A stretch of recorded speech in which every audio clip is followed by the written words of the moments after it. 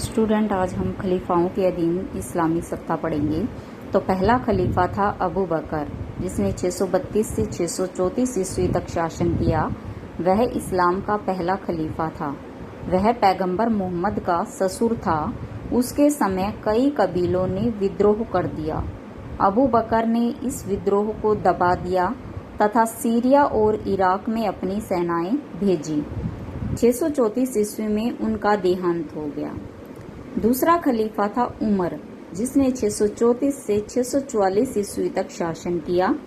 उसने अन्य देशों पर विजय पाने के लिए अपनी सेना भेजी। उसने इराक पर विजय पाकर ईरान पर भी अधिकार कर लिया। 644 ईस्वी में उसकी हत्या कर दी गई। तीसरा खलीफा था उस्मान या उथमान, जिसने 644 से 656 ईस्वी तक शासन किया। उसने अपने कबीले के लोगों को उच्च पद देकर राज्य में शांति बनाने का प्रयास किया। चौथा खलीफा था अली, जिसने 656 से 661 ईस्वी तक शासन किया। यह पैगंबर मोहम्मद का दामाद था। क्योंकि उस्मान की हत्या कर दी गई थी, तो उसके द्वारा उस्मान के कातिल को न पकड़ पाने पर उसके विरुद्ध विद्रोह भड़क उठा। अली के समय इस्लाम के दो भाग हो गए थे, शिया और सुन्नी। 661 ईस्वी में अली की हत्या कर दी गई। उसके बाद है अब्बासी क्रांति। 750 ईस्वी में दवा नामक विद्रोह में अब्बासियों ने उमैयद वंश को उखाड़ फेंका। अब्बासी मक्का में रहने वाले थे तथा अब्बास जो थे वो पैगंबर मोहम्मद के चाचा थे। पैगंबर मोहम्मद के चाचा अब्बास के वंशज थे।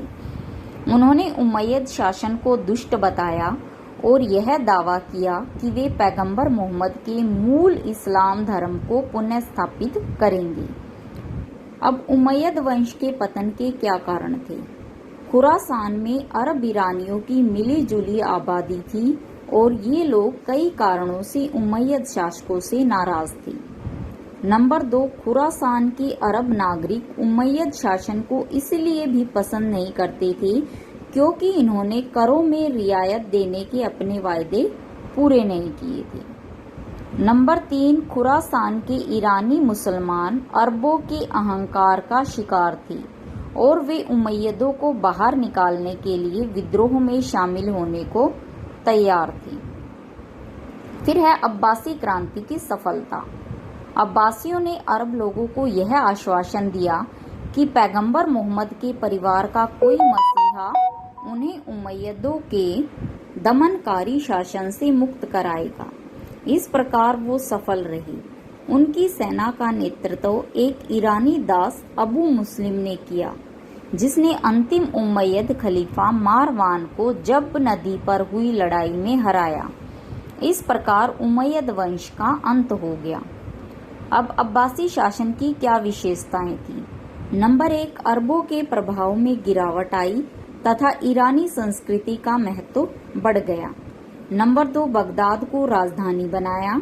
नंबर 3, प्रशासन में इराक और खुरासान के लोगों को अधिक भागीदारी दी तथा सेना और नौकरशाही का पुनः गठन किया गया। नंबर 4, खिलाफत की धार्मिक स्थिति और कार्यों को मजबूत किया। नंबर 5, इस्लामी संस्थाओं और विद्वानों को संरक्षण दिया गया।